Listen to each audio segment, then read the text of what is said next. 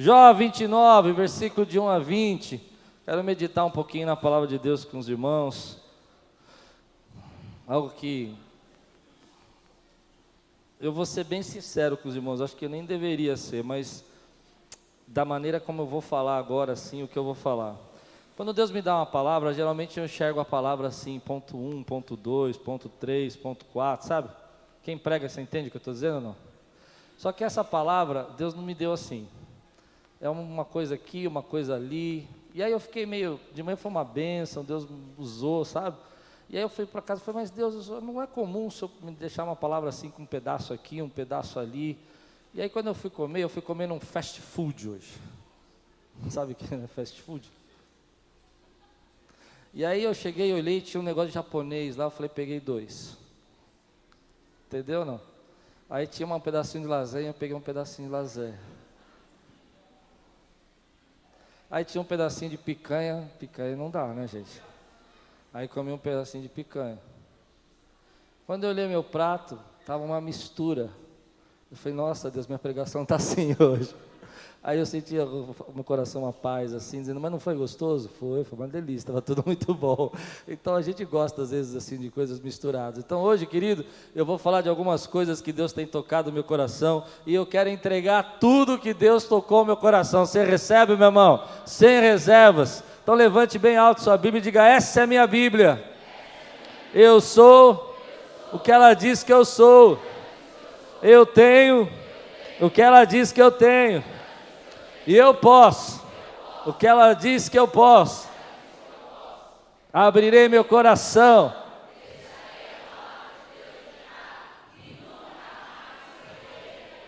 Amém. Se você encontrou Jó 29, versículo 1 a 20, diga amém. Jó prosseguiu sua fala. Esse é um discurso de Jó.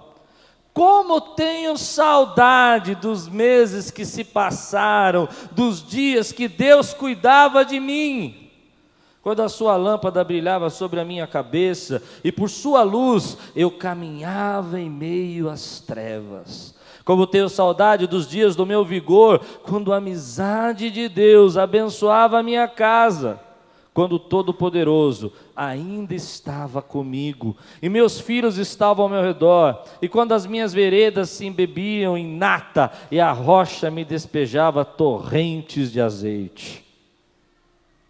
Quando eu ia à porta da cidade, e tomava assento na praça pública, quando ao me verem, os jovens saíam do caminho, e os idosos ficavam em pé, os líderes se abstinham de falar, e com a mão cobriam a boca. As vozes dos nobres silenciavam, e suas línguas colavam-se ao céu da boca. Todos que me ouviam falavam bem de mim, e quem me via me elogiava. Pois eu socorri o pobre que clamava por ajuda, e o órfão que não tinha quem o ajudasse. O que estava à beira da morte me abençoava, e eu fazia regozijar-se o coração da viúva. A retidão era a minha roupa, a justiça era o meu manto e o meu turbante. Eu era os olhos dos cegos e os pés do aleijado. Eu era o pai dos necessitados e me interessava pela defesa de desconhecidos, e quebrava as presas dos ímpios, e dos seus dentes arrancavam as suas vítimas. Eu pensava, e aqui está o centro da minha mensagem: morrerei em casa, e os meus dias serão numerosos como o grão de areia.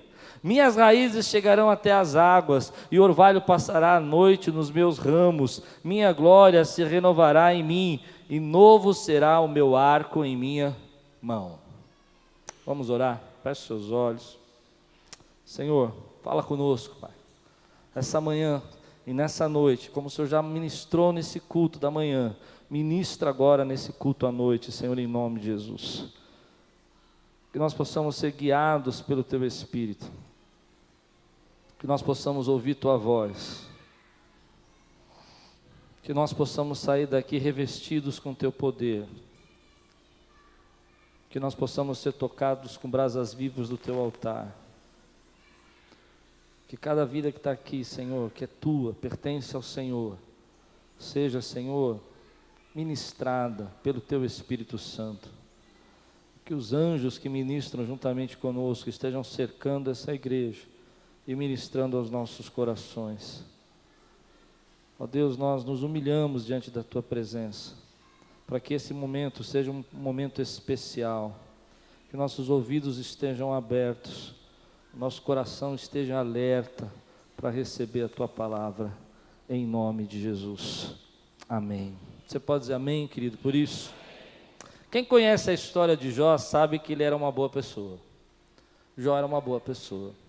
Aquilo que ele está falando aqui no texto, que ele ajudava as viúvas, cuidava dos órfãos, era verdade. E se você estudou já um pouco a vida de Jó, embora ele fosse uma boa pessoa, ele não era perfeito. Jó não era perfeito. Eu já vi alguns pregadores colocarem Jó como uma pessoa perfeita. Mas o texto e a história de Jó vai demonstrando para a gente que, na verdade, Deus tinha algo para tratar com a vida de Jó. Ele era uma boa pessoa, ele fazia as coisas certas, ele agia de forma correta, mas ele tinha uma coisa que a gente chama nos dias de hoje de um certo orgulho espiritual. Ele se achava melhor e muito especial pelas coisas boas que ele fazia. Era uma certa soberba que ia no coração de Jó, e nesse texto que eu separei, é claro e dá para entender o que Jó pensava. Então, nesses discursos que ele está fazendo, ele está colocando um pouco da alma dele, dizendo: olha que saudade eu tenho do tempo que eu chegava e as jovens abriam espaço para eu passar, e as pessoas ficavam felizes porque eu estava lá, e as pessoas ficavam em silêncio para ouvir. E ele vai revelando no coração dele algumas coisas que lá no final do capítulo 42, lá no versículo de 1 a 6, onde ele vai dizer: olha, eu não sabia de nada, eu não conhecia Deus, eu só conhecia Deus de ouvir falar. E eu fiquei pensando em algumas coisas que o Espírito Santo vai tocando no meu coração nesse texto, e aí começa agora a parte do meu sushi, da minha mensagem, amém, queridos? Depois eu vou para a lasanha, entendeu? Amém? Está comigo? E uma das coisas que eu percebi é que nós vivemos um tempo onde as pessoas querem ter sempre razão, concorda ou não? A moda agora é eu estou certo, estou sempre certo, nunca estou errado, não importa o que você diga para mim, eu estou certo. Eu fechei você, mas a culpa foi sua, porque você não tinha que estar aí no lugar que você está. Se você não tivesse aí no lugar que você está, eu não teria te fechado, né?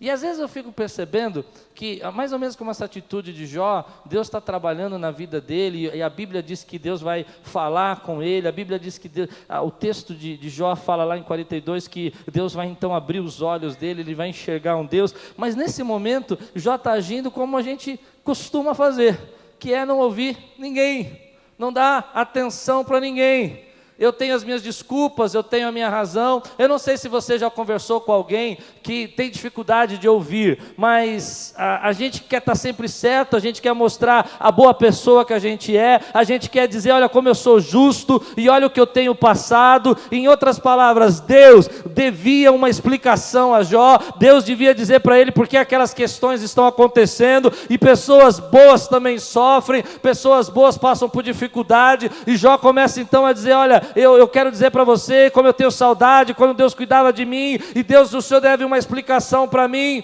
Isso parece um pouco comigo, com você.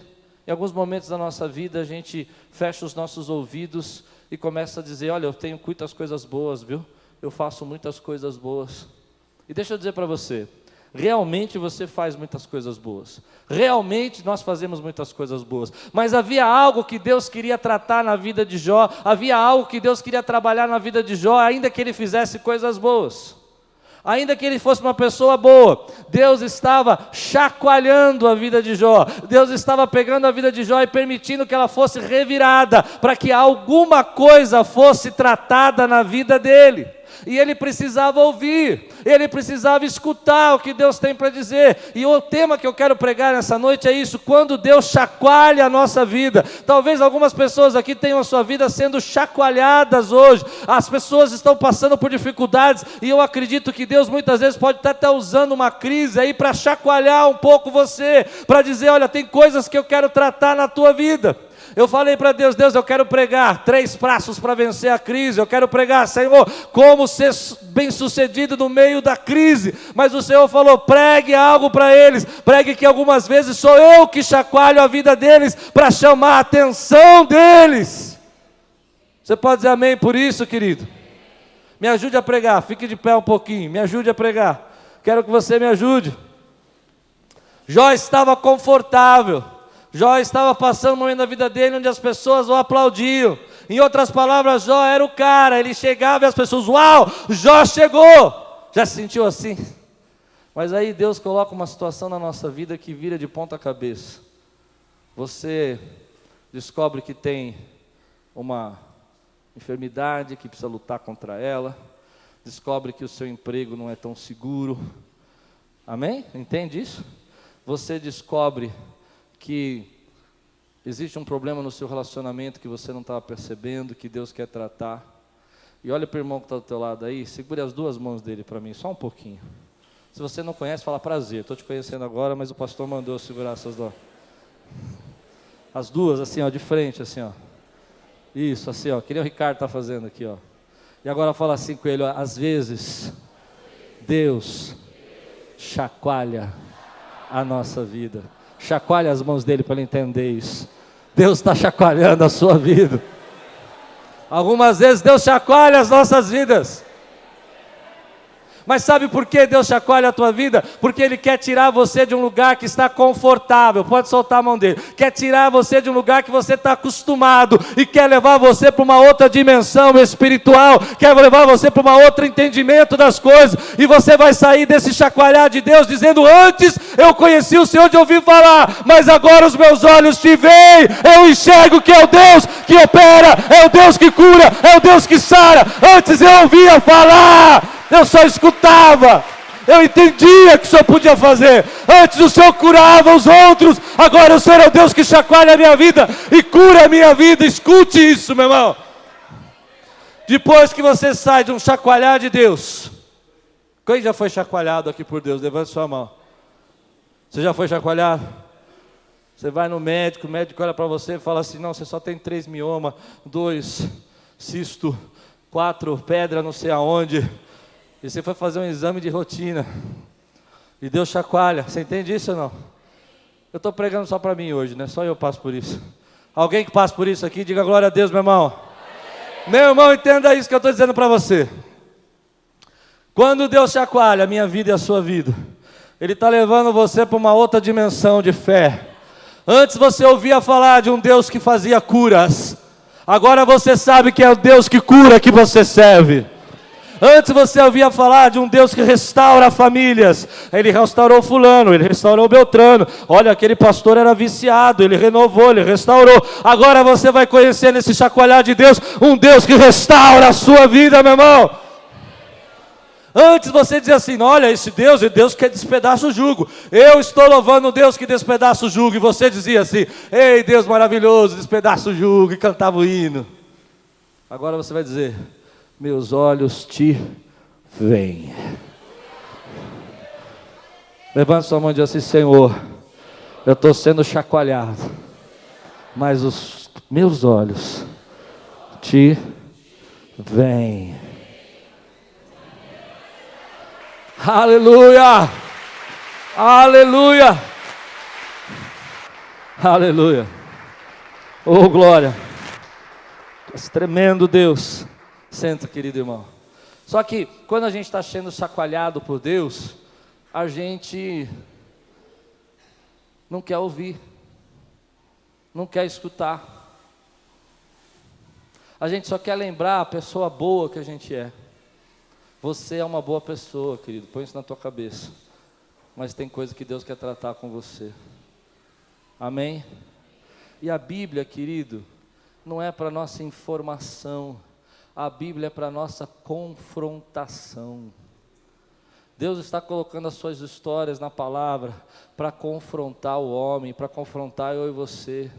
Ele está dizendo, ó, em alguns momentos nós passamos por uma situação onde nós estamos dizendo, Deus, por que o Senhor está permitindo que a nossa vida vire de ponta cabeça? Deus, por que o Senhor está permitindo que essas coisas aconteçam? O Senhor deixou de ser meu amigo, o Senhor deixou de cuidar de mim. Eu tenho saudade do tempo, Deus, que eu chegava e as pessoas diziam assim, uau, você chegou! E agora ninguém olha para mim. Só que Deus está dizendo assim na sua palavra, querido, eu quero confrontar você. Tem alguma coisa que eu preciso arrancar da tua vida e levar você para uma outra dimensão. Tem alguma coisa que você precisa enxergar. E a Bíblia, querido, Eu acho interessante como as pessoas querem ser informadas, usar a Bíblia como informação, e Deus não está preocupado em explicar para você como Ele parou o sol na guerra de Josué, e de que jeito isso aconteceu, se o sol estava 15 graus, 10 graus, 7 graus, o que Ele quer que você saiba, que Ele é o Deus que para o sol, e que luta as nossas guerras, amém, meu irmão? Você pode dizer glória a Deus por isso? E muitas vezes que nós queremos fazer da palavra de Deus apenas informação, e Deus quer nos confrontar. Tua vida está aí difícil, está sendo chacoalhado. Quantos estão sendo chacoalhados aqui? Levante a mão aqui. Então deixa eu dizer uma coisa muito boa para você. Deus não deixou de ser seu amigo. Deus não deixou de ser amigo de Jó no momento nenhum da vida dele. Diga aí, Deus não deixou de ser meu amigo. Você tem coragem de dizer isso? Deus não deixou de ser meu amigo. Ele não deixou de ser seu amigo, querido. Ele chacoalha as nossas vidas, mas para levar a gente para uma dimensão muito maior da graça, do entendimento, da bondade dEle. Ele não deixou de estar com você. Há uma coisa que a gente precisa entender, é que às vezes as coisas, nós damos muito valor a pequenas coisas, e Deus quer arrancar essas pequenas coisas da nossa vida. Jó achou muito importante as pessoas aplaudirem. Jó, talvez você ache muito importante você ter tantos seguidores no Facebook. Jó achou muito importante que as pessoas abrissem espaço para ele passar, e achou que isso era o máximo, e Deus queria mostrar para ele: ó Jó, você não está entendendo nada, eu tenho coisas muito mais importantes para tratar na tua vida, muito mais sérias, e nós nos apegamos a essas coisas pequenas, coisas que Deus está mostrando para nós que são passageiras. Você já teve alguém que gostou de você um dia e deixou de gostar no dia seguinte? Nunca? Sei lá, uma pessoa que você tinha uma amizade assim, sabe? Uma amizade, fala. Tão íntimo de vocês, né? Uma pessoa que um dia estava com você e outro dia simplesmente... Quem é você? Já teve? E como a gente se apega a isso, querido? E como isso é passageiro? Sabe o que Deus está ensinando para mim nesse texto? É que às vezes nós achamos que a nossa segurança está no dinheiro, a nossa segurança está na política, a nossa segurança está no conhecimento, e a gente se apega a essas pequenas coisas. Não, eu conheço, eu entendo. Você está entendendo o que eu estou pregando aqui, meu irmão?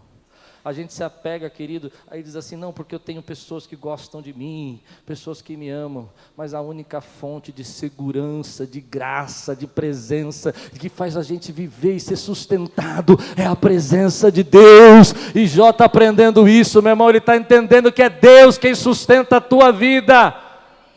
E você está pegado a coisa pequena, está pegado a papel, está pegado a dinheiro, está pegado a pessoa, está magoado, está chateado, e tua vida está passando, e Deus está dizendo para mim e para você nessa noite: olha, querido, olha para a minha glória, olha que sou eu que te sustento, sou eu que te levanto. E talvez você não acredite, como talvez Jó não acreditasse, que hoje você está com a sua vida revirada, mas se hoje você ouvir a voz de Deus, escutar o que Deus tem para trabalhar na tua vida, saia desse lugar com a vida de pé. Você entende isso que eu disse? Porque Deus é poderoso para fazer como fez na vida de Jó. Não por informação, mas por confrontação. E às vezes você está pegando a isso, dizendo assim: olha, minha vida é muito importante, eu faço, aconteço. E Deus está dizendo: filho, deixa eu te explicar um negócio. Só tem uma pessoa que merece toda a honra e toda a glória, e essa pessoa é Deus. E a vida de Jó então vai sendo chacoalhada, e essas pequenas coisas vão saindo, vão indo embora. Mas quando ele entende o trabalhar de Deus na vida dele, começa um processo sobrenatural de restauração, começa um processo sobrenatural de mudança. E aí eu aprendo uma lição. Geralmente quando Deus está chacoalhando a minha vida e a tua vida, Ele não está chacoalhando a gente para nos destruir, ou deixou de ser o nosso amigo, como disse Jó. Mas Deus chacoalha a minha vida e a sua vida. Ele permite que essa vida seja, sabe, tocada, revirada, balançada, porque Ele quer tirar uma coisa. Às vezes, a maioria das vezes, pelo menos a minha experiência, é sempre uma coisa que Deus quer tratar na sua vida. Você entende isso? Se você pensar nas vezes que Deus chacoalhou você, havia uma coisa que você saiu de lá mais forte, mais sábio, mais preparado. Quantos creem no que eu estou pregando aqui? Amém. Não é? Não é 10 coisas, Deus não fala 10 coisas com a gente. Não é, olha, você precisa mudar isso. Não, Deus fala uma coisa. Uma coisa. Essa uma coisa que Deus está falando comigo, na vida de Jó era esse orgulho. Orgulho de ser bom. Orgulho de fazer as coisas bem. Orgulho de não ser pecador e não ser tão falho como os outros homens. Mas na vida da gente, às vezes pode ser uma vaidade, pode ser uma ira, pode ser uma incredulidade, pode ser uma falta de fé. Mas geralmente é uma coisa que Deus começa a chacoalhar a nossa vida. E quando a gente entrega essa uma coisa para Deus, eu acho que vocês não estão me entendendo. Estão mesmo? Quando a gente entrega essa uma coisa, você já fez isso? Abre-se as comportas do céu e as bênçãos de Deus começam a chegar na nossa vida. Mas até a gente entregar essa uma coisa, escute, a nossa vida vai sendo chacoalhada. Porque às vezes nós entramos numa zona de conforto, uma tranquilidade, está tudo bem. E a gente gosta de conforto, a gente sempre quer uma televisão maior, um balde de pipoca maior e um sofá mais confortável. Os que concordam, digam amém. Isso é um paraíso moderno, né? Uma televisão maior, sofá maior, um videogame maior. Não, videogame é para vocês. Mas é o que a gente quer, né? E muitas vezes nós achamos que a nossa vida vai ser como Jó. Eu vou crescer, eu já estou bem, está tudo bem, eu sou fiel, eu vou à igreja, eu tomo santa ceia, eu dizimo, eu faço as minhas boas obras, não sou uma pessoa má. Eu sei que eu não sou perfeito, mas eu não sou uma pessoa má. E a gente vai entrando numa linha do tipo, está tudo jóia, está tudo bem. E toda vez, eu tenho muito medo dessa zona de conforto, onde a gente acha que está tudo bem, que Deus não tem mais nada para tratar, que Deus não tem mais nada para ensinar. Sabe aquele pensamento de velho? Não entenda velho como idoso. Idoso é sábio. Velho é aquele pensamento. Tem muito jovem que é velho, vou te explicar. O velho é aquele que você fala assim: e aí, vamos fazer isso? Não, eu já fiz. Sabe? Não, vamos, olha, Deus está falando. Não, isso aí não vale a pena, está tudo bem. Já o idoso é experiente, é sábio. Eu conversava com uma pessoa mais velha que eu essa semana, e eu disse: olha, nós temos que fazer isso na igreja, e ele era um idoso, não um velho, e ele disse: Klaus, nós vamos fazer assim, assim, assim, assim, com muito mais ânimo do que eu. E eu falei: calma que eu já estou ficando cansado. E eu descobri naquele dia que eu era o velho na conversa. Deu para entender? Porque eu comecei a falar: não, isso aí e tal. E muitas vezes Deus tem que tirar essa mentalidade dentro da nossa cabeça. E a maneira dele fazer isso é balançar o nosso conforto, é chacoalhar aquilo que a gente acha que já está tudo resolvido, a minha vida já está decidida, e Ele quer te levar para um lugar maior, Ele quer fazer uma obra maior, Ele quer operar um milagre maior, Ele quer te fazer ainda mais. Você fala: não, mas Deus está bom, já, que bênção, olha aqui, eu vou morrer aqui nesse lugar. Tem umas versões desse texto que eu acho interessante, que fala assim: Jó queria acabar no ninho, eu vou morrer nesse lugar, eu vou ficar aqui, não vou sair desse lugar. E aí Deus vem e fala, querido, com Jó: olha, vamos chacoalhar tudo. E muitas vezes quando Deus quer chacoalhar a minha vida e a tua vida, Ele quer levar você para uma dimensão de ministério, de trabalho, de obra, de vida, que você só vai conseguir viver quando esse pensamento sair da sua cabeça, que você já fez, que você já tentou. E o jeito de Deus tirar esse pensamento da sua cabeça, sabe qual é? Tirar você do comodismo, do conforto. E sabe quando o ser humano sai do conforto? Quando o controle remoto quebra. Não entendeu? Quando a televisão queima. Quando o sofá estoura no chão, você não tem mais onde sentar. E aí quando as coisas começam a sair do lugar, nós começamos a perguntar: Deus, o que o Senhor está fazendo na minha vida? O que o Senhor está permitindo isso acontecer? Eu sou uma pessoa boa, eu sou uma pessoa que te serve. Olha aqui, Deus, o Senhor deixou de me abençoar. E na verdade Deus está chacoalhando eu e você, para levar-nos, todos nós, aquilo que é o ideal de Deus, que é o projeto de Deus, o ministério de Deus, o chamado de Deus para a nossa vida. E às vezes Deus está falando com você: filho, eu vou te levar, vou sair, tirar você da tua família, parentela, vou te levar para um outro lugar, como falou com Abraão, e esse lugar vai ser uma bênção, e você vai ser uma bênção nesse lugar. E aí Deus está falando, mas tem que chacoalhar. E se você conhece a história de Abraão, é interessante que Abraão, ele vai até metade do caminho, leva o pai dele, e quando ele está na metade do caminho, ele fica mais um tempo lá, e lá em Atos, a Bíblia conta isso, capítulo 7, e Deus tem que falar pela segunda vez a Abraão: sai da tua parentela e ser tu uma bênção, porque ele já estava de novo acostumado lá, viver do conforto, numa terra idólatra.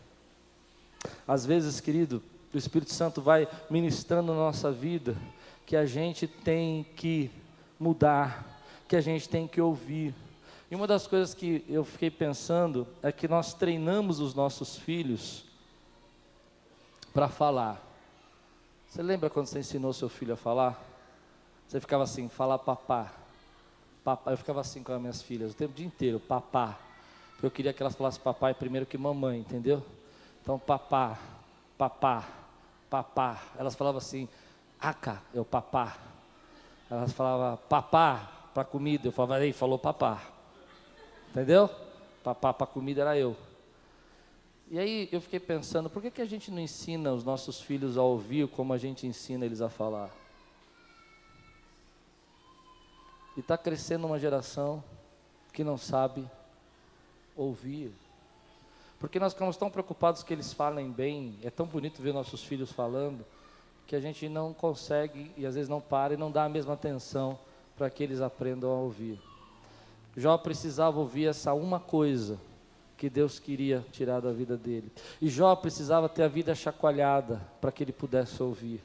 E Jó precisava sair da vida de conforto dele, para que Deus pudesse chamar a atenção dele, para que ele fosse tratado, para que no final ele pudesse dizer: Senhor, eu te ouvia de ouvir falar, mas agora os meus olhos te veem, eu sei quem tu és. E às vezes Deus trabalha da mesma forma. Mas eu aprendi que quando Deus começa a chacoalhar a minha vida, quando Deus começa a chacoalhar a igreja, quando Deus começa a chacoalhar a tua vida, é hora da gente parar e falar: Deus, fala, eu estou pronto para ouvir, eu quero ouvir o que o Senhor tem para tirar da minha vida, porque nessa noite eu quero deixar aqui, nesse altar, essa uma coisa, que eu preciso ser transformado, mudado, que essa noite, Senhor, eu vou deixar aqui, nesse altar, essa uma coisa, e não vou levar embora. Porque eu ouvi tua voz, eu escutei tua voz. E é interessante, querido, porque muitas vezes Deus vai falando conosco essa uma coisa, esse trabalhar de Deus, através das pessoas que nos amam. Tem gente que nos ama e tem gente que não ama. Tem gente que quer falar comigo assim, e dá para ver que nos olhos dela não tem amor. Mas tem gente que me ama. Estou pensando: mamãe, talvez. Vou botar uma fé em você agora, hein, Lucas? Você sabe o que eu estou falando, né? E essas pessoas que nos amam, às vezes elas estão falando essa uma coisa. Diversas vezes. A maioria das vezes que eu conversei com alguém que já amava, já tinha falado essa uma coisa. A mãe, o pai, a esposa, às vezes o marido. A esposa às vezes está falando: calma, você tem que ser mais paciente. Calma, você está querendo levar tudo muito assim. Calma, você está muito arrogante. E se nós ouvíssemos essas pessoas que nos amam, sairíamos desse chacoalhar muito mais rápido. Mas na verdade, o que geralmente a gente faz Eu não sei você, mas eu acho que às vezes faço isso. É a gente dizer, não é isso, você não está entendendo, você não sabe, não é assim? Você não está vendo o que eu estou passando, você não entende, eu fiz tudo direitinho.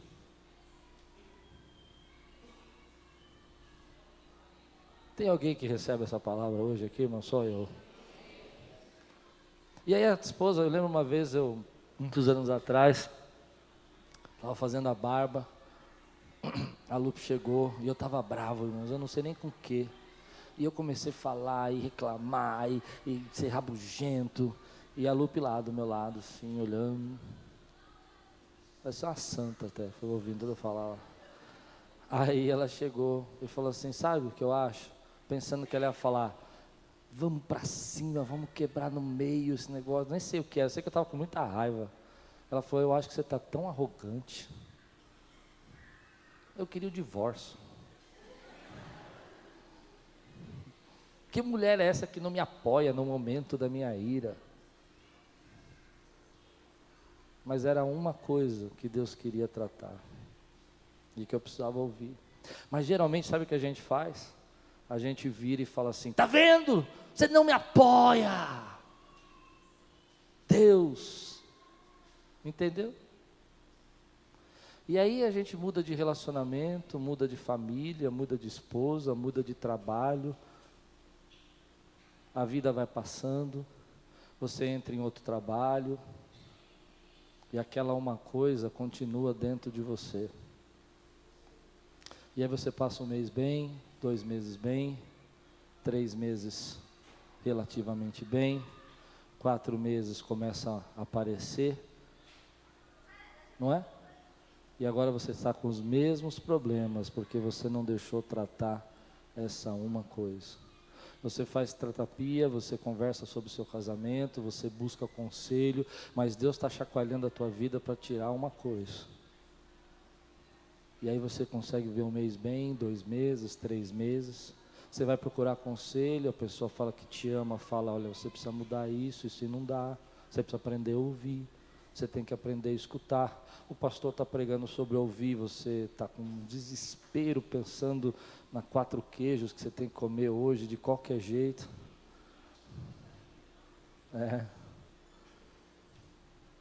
Você entende? E o Espírito Santo está falando, tem que tirar essa uma coisa de você, porque você é meu vaso de honra, eu quero te conduzir em glória, em triunfo, eu quero te levar para um lugar mais alto, eu quero te colocar num nível mais alto. Mas essa é uma coisa, não deixa você chegar nesse nível mais alto. Eu quero trazer o seu relacionamento para um nível mais alto, mas você tem que aprender essa uma coisa. E aí Deus chacoalha a nossa vida de novo. Mudamos de igreja. Vamos para uma igreja mais forte, que essa está fraca. Precisa de... Não é? Quero ouvir uma profecia, Deus, tu vai fazer. E Deus continua trabalhando e chacoalhando a nossa vida para tirar uma coisa. E aí é interessante que quando Jó vai ser tratado por Deus, Deus não responde para eles assim, dizendo assim, ó Jó, deixa eu te explicar o que está acontecendo na tua vida.